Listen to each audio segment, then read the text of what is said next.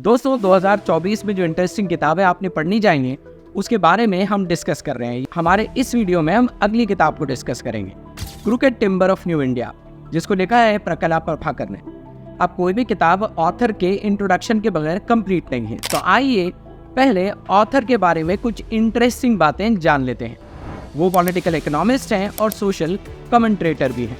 वो आंध्रा गवर्नमेंट में कम्युनिकेशन के एडवाइज़र भी रहे हैं।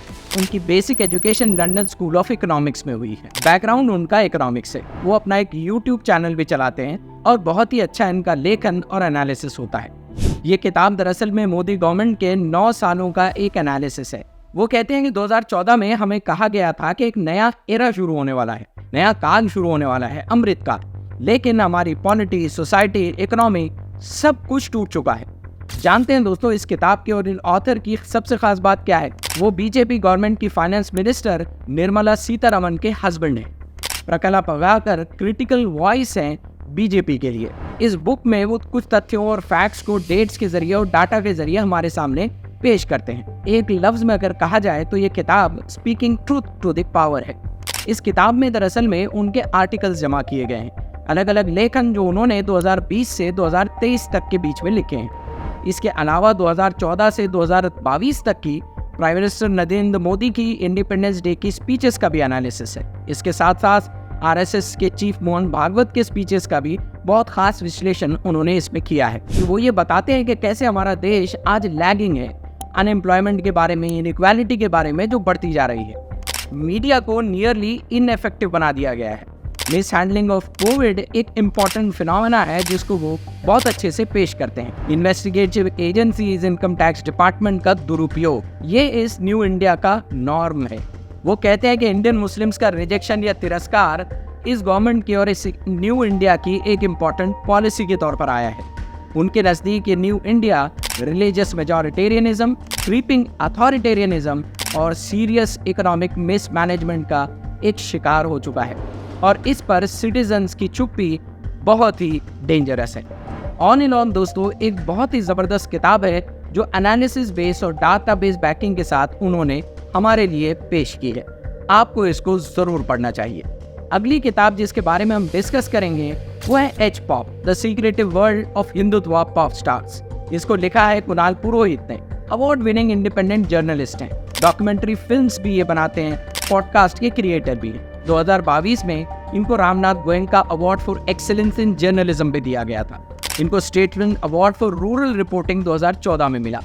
ये एक संवेदनशील किताब है और बहुत ही इम्पोर्टेंट और सेंसिटिव टॉपिक पर लिखी गई है। दोस्तों इसका ताल्लुक कविताओं से है, पोएट्री से है और फाइन आर्ट से। अब एक सवाल हम सब के सामने है। दोस्तों सोचिएगा, कोई गाना मर्डर ट्रिगर कर सकता है, या एक कविता दंगा भड़का सकती है, या एक किताब लोगों को पोलराइज कर सकती है? कुणाल न सिर्फ इसका जवाब हाँ में देते हैं बल्कि इस नई दुनिया में हमको ले चलते हैं जहां इन स्टार्स का स्टारडम, बड़ा बनने की इनकी भूख और पॉलिटिक्स में नेता बनने का एक लॉन्ग टर्म गोल एक न्यू इंडिया को बना रहा है।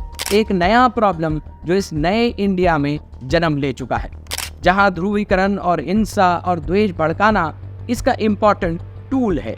दोस्तों इस किताब में एक अच्छा एनालिसिस ये भी दिया गया है कि कैसे ये सारी चीज़ें अर्बन मेन स्ट्रीम मीडिया के नाक के नीचे और उनकी नज़रों और स्क्रूटिनी से दूर इंडिया के छोटे छोटे कस्बों, शहरों, तालुका लेवल पर एक पॉपुलर कल्चर बनकर देश के युवाओं को सम्मोहित कर रहा है।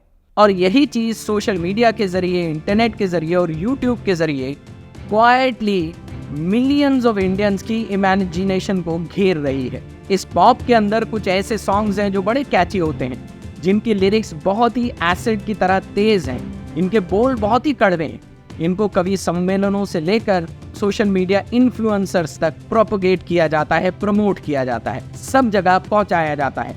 आईटी सेल इसमें एक बहुत ही इम्पॉर्टेंट रोल प्ले करती है, जहां ये भोले भाले लोगों के ओपिनियंस को शेप और रीशेप कर रहे हैं अपनी एक नई ब्रांड स्टाइल में। दोस्तों न सिर्फ ये गाने हैं बल्कि एक ब्रेकिंग न्यूज़ के अंदाज में न्यूज़ लोगों को इन गानों के ज़रिए और इन स्टाइल्स के ज़रिए परोसी जा रही है, उनका ओपिनियन बनाया जा रहा है। इन्हीं कविताओं के माध्यम से हिस्टोरिकल इवेंट्स को रीस्क्रिप्ट किया जाता है।